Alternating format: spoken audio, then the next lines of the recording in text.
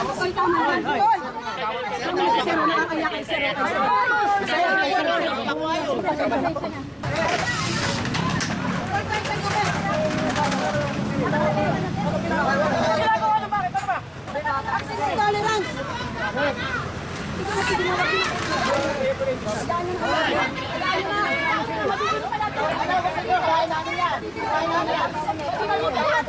Hoy, tama na. Hoy! Sir, nakakayak kay sir.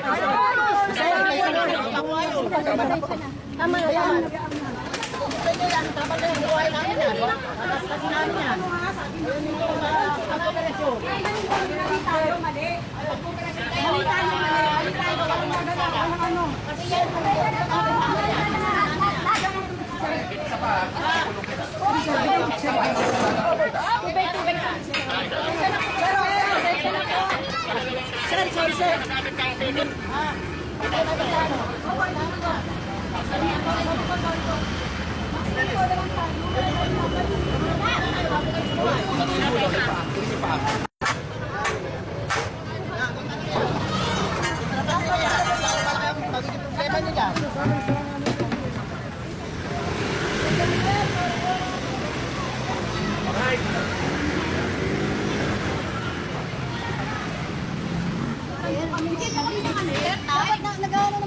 Ilang beses na kayong kiniklear dito?